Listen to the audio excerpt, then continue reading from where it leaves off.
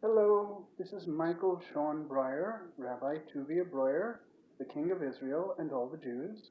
I have just received word that a rabbi in Israel by the name of Chaim Kanievsky of Bnei Brak has issued a psak din that he gives his permission to American Jewry to bring their handguns into the synagogue. This is not a responsible decision, and I do not support it. I hereby countermand his decision to give you permission to carry firearms into the synagogue. With certain exceptions, you are not to own them at all, as you will likely violate the three oaths that are stipulated in the Talmud as conditions of our exile. It is not only irresponsible, it is irrational and almost incomprehensible. It is considered an act of Zionism, and you are endangering the lives of men, women, and, most of all, children. I must question Rabbi Kanievsky's presence in the land of Israel, as it very likely constitutes an act of Zionism and most probably violates the three oaths. I must therefore call into question whether Kanievsky is deserving of the title or position of rabbi at all. I also question how he can call himself a Jew.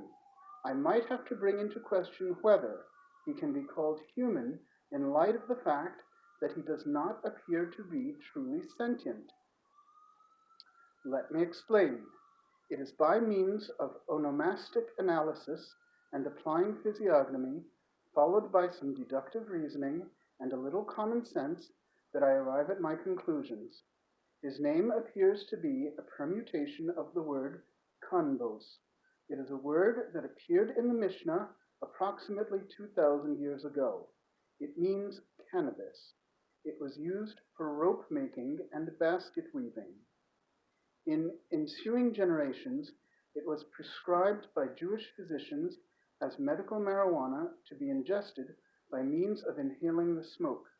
An example of this is a rabbi of a bygone era who is my namesake, that is, Tuvia Harofe, or Dr. Tuvia.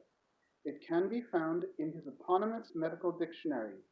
In any event, I do not believe that Kanievsky means cannabis, but son of cannabis, or the equivalent of ben kanbos, a hypothetical word in Hebrew that I believe refers to catnip.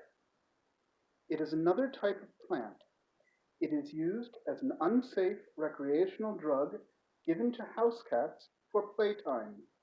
To the best of my knowledge, it is not legal because veterinarians had it banned from the market. They determined that it was harmful to the animal and that the pet owners could not be trusted to act responsibly with it. To the best of my knowledge, it is not a drug that can affect a human being, although I have never actually handled it personally. The veterinarians permitted artificial catnip for a while, but not real catnip.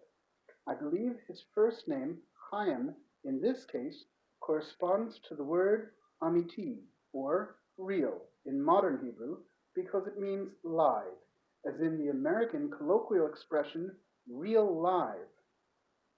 That is why I question whether Mr. Kanievsky can be regarded as human. To the best of my ability to determine, he is but an anthropomorphic representation of a plant. As such, he is not truly a living creature. He might be self-aware to the extent that he is capable of self-preservation as any robot would. Nevertheless, he is an artificial intelligence of limited thinking capacity. Essentially, he is an illusion or hologram. As such, he cannot understand the difference between others like himself and bona fide human beings. His face resembles that of a cat because the plant is a drug that is associated with cats. Moreover, it is illegal and injurious, just like his psak. He is little more than a cartoon in our eyes. May I repeat myself, ladies and gentlemen, Kanievsky is, to the best of my knowledge, nothing more than a projected image of catnip in humanoid form.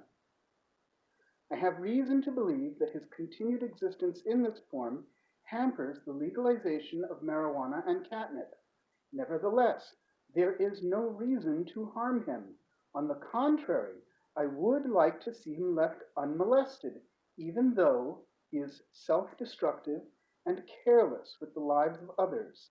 In other words, this bush does not need pruning. It goes without saying that you may not follow his legal rulings.